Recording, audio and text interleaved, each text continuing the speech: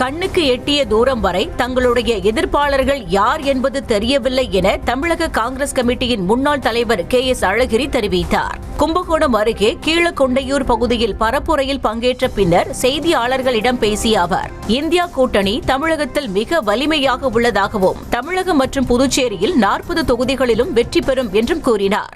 கண்ணுக்கு எட்டிய தூரம் வரை எங்களுடைய எதிர்ப்பாளர்கள் யார் என்பதே தெரியவில்லை. இந்த கூட்டணியினுடைய சிறப்பு என்னவென்றால் கொள்கைதான். இது ஒரு கொள்கை ரீதியான கூட்டணி. இன்றைக்கு இந்தியாவிலேயே தமிழகத்தில்தான் இந்த கூட்டணி வலிமையாக இருக்கிறது.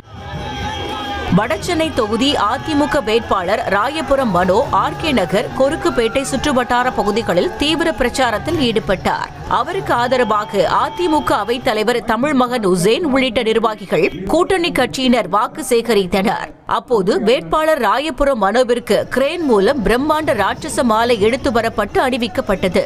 பின்னர் அங்கிருந்த சேனியம்மன் கோவிலில் வேட்பாளர் உள்ளிட்டோர் சுவாமி தரிசனம் செய்தனர்.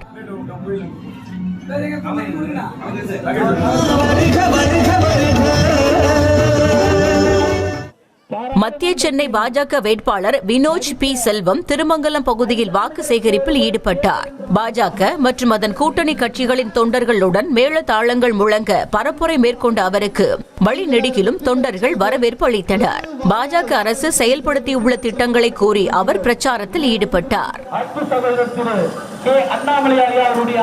எனக்கு ஒரு மாற்றத்தை கொடுங்கள், எனக்கு ஒரு வாய்ப்பை கொடுங்கள், பாராளுமன்றத்தில் உங்களுக்காக நான் குரல் கொடுத்து எனக்கு ஒரு வாய்ப்பு தாருங்கள்.